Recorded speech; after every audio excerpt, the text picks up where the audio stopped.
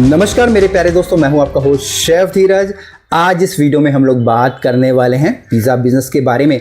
अगर आप एक पिज़्ज़ा शॉप खोल रहे हो और आप चाहते हो कि आपकी पिज़्ज़ा शॉप दूसरों से अलग हो, मतलब कि यूनिक हो, आपकी रेसिपीज़ अलग हो, और आप चाहते हो कि आपकी जो पिज़्ज़ा शॉप है वो डोमिनोज की तरह हो, पिज़्ज़ा हट की तरह हो, या इसी प्रकार के और भी इंटरनेशनल ब्रांड्स है, नेशनल ब्रांड है, उनकी तरह हो, तो आपको कुछ ना कुछ तो डिफरेंट करना होगा। जनरली होता क्या है, अगर आप एक पिज़्ज़ा शॉप खोलते हो, आप एक अच्छा इंटीरियर करते हो, अच्छे इक्विपमेंट्स लाते हो और अपने पिज़्ज़ा शॉप को रेडी कर लेते हो।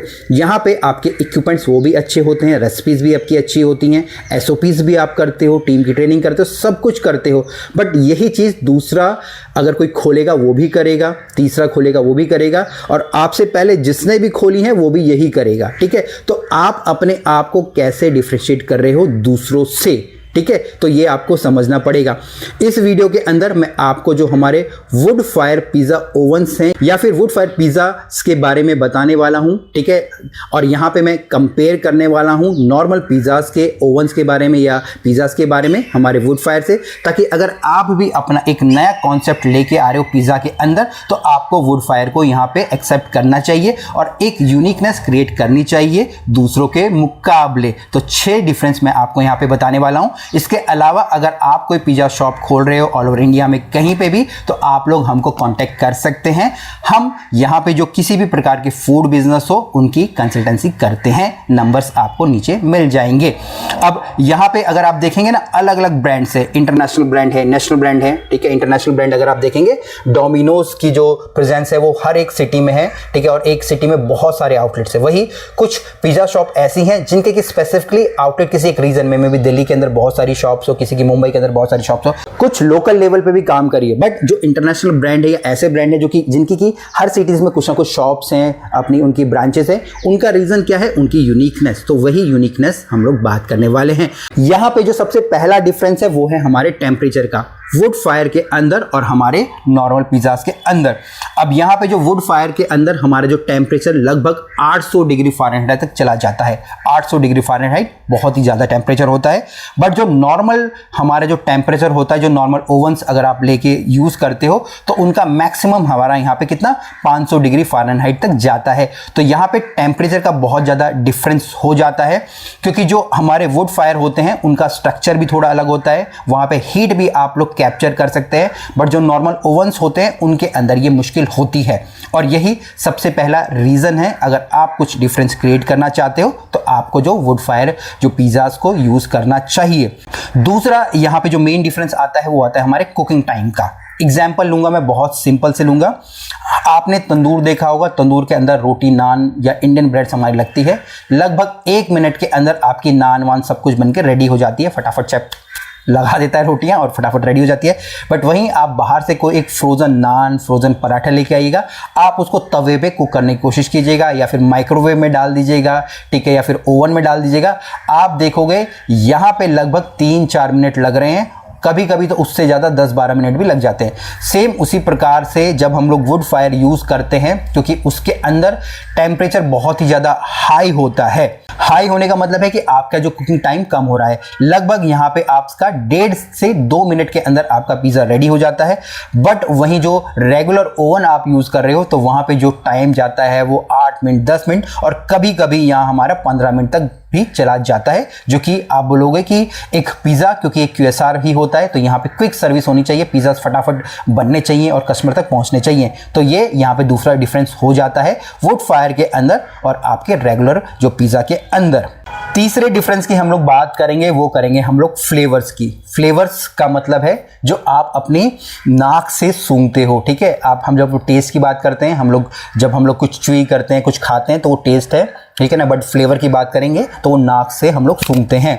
यहाँ पे जो फ्लेवर होता है वुड फायर का, वो होता है क्या? हमारा स्मोकी। और स्मोक यहाँ कहाँ से आता है, यहाँ पे क्योंकि वुड यूज़ हो रही होती हैं, ठीक है। बट वहीं जो रेगुलर अगर हम लोग पिज़्ज़ा की बात करेंगे वहाँ पे ऐसा कुछ अलग से कुछ फ्लेवर नहीं आएगा। नॉर्मल जो आपकी ब्रेड होगी वो बर्न होगी, ठीक है, या कुक होगी, या जो चीज़ मेल्ट होगी उसके अंदर इंग्रेडिएंट होंगे, उसका आपका टेस्ट आएगा। बट यहाँ पे जो हमारा वुड फायर है वहाँ पे वुड का तो है, उसका तो अलग से टेस्ट है ही, साथ साथ जब इसके जो और फ्रेश इंग्रेडिएंट्स होंगे, ठीक है, सेम जो आप रेगुलर पिज़्ज़ा में यूज़ करोगे, तो मिलके वो एक बहुत ही तगड़ा फ्लेवर का कॉम्बिनेशन आप लोगों के लिए बनाएंगे। और यहाँ पे अगर विन करने की बात होगी तो आपका जो वुड फायर ओवन पिज़्ज़ा है वही ही विन करेगा। नेक्स्ट जो डिफरेंस है वो है हमारे टेक्सचर का। अब यहाँ पे टेक्सचर बहुत इंपॉर्टेंट रोल प्ले करता है हमारे पिज़्ज़ा के अंदर। खासकर जो कंप्लेंट होती है पिज़्ज़ा के अंदर, आपका जो पिज़्ज़ा है वो क्रस्टी नहीं है, आपका पिज़्ज़ा बहुत ज़्यादा सॉफ्ट है, नीचे से जल गया है, ऊपर से चीज़ मेल्ट नहीं है, बहुत ज़्यादा चीज़ है, ये सारे कॉमन आते हैं, ठीक है। बट जब आप वुड फायर पिज़्ज़ा के अंदर अपने पिज़्ज़ाज बनाते हो तो यहाँ पे होता क्या है, जो बाहर का क्रस्ट है वो बहुत ही ज़्यादा क्रस्टी बनता है, क्रंची बनता है, बेसिकली हम बोलेंगे जिस प्रकार से हमारा नान होता है। आप इजीली सोच के दिमाग में नान की पिक्चर ला सकते हैं, ठीक है, ताकि आप लोग सोच पाओगे कि भाई जो बाहर का क्रस्ट कैसे होगा। इसके अंदर एक बहुत ही फेमस पिज़्ज़ा बनता है जिसको हम पिज़्ज़ा नेपोलिटाना बोलते हैं। अब यहाँ बाहर से तो क्रंची है बट अंदर से वो बहुत ज़्यादा चुई है, और चुई करने में पिज़्ज़ा को बहुत ज़्यादा मज़ा आता है। बट अगर हम लोग रेगुलर जो पिज़्ज़ा की बात करेंगे या उसके क्रस्ट की बात करेंगे, वो नॉर्मल सॉफ्ट होता है, आप खाओगे ना वो ब्रेड की तरह दिखेगा।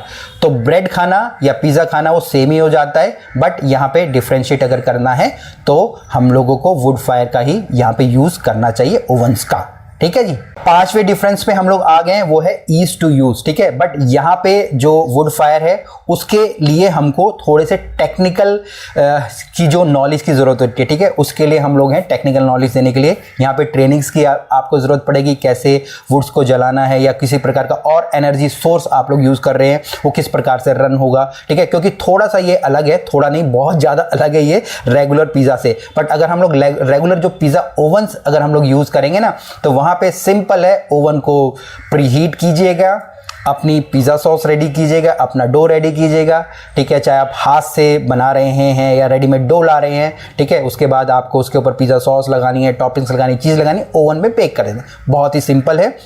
बट यहाँ पे वुड फायर को थोड़ा यूज़ करने के लिए टेक्निकल ट्रेनिंग्स की ज़रूरत होती है, ठीक है। बट अगर बात करेंगे तो इजी टू यूज़ की, तो यहाँ पे जो रेगुलर पिज़्ज़ा ओवन है वो नंबर 1 है, बट वुड फायर यहाँ पे डाउन है।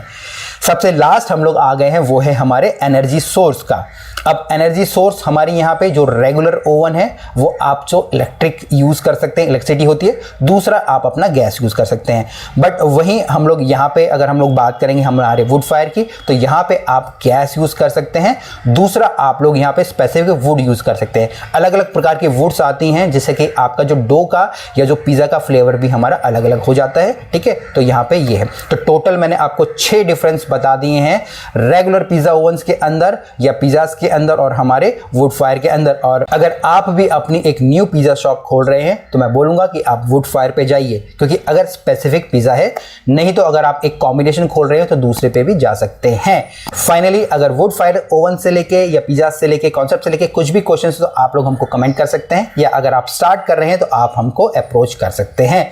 फिर मिलेंगे एक नए वीडियो में, तब तक के लिए जय हिंद।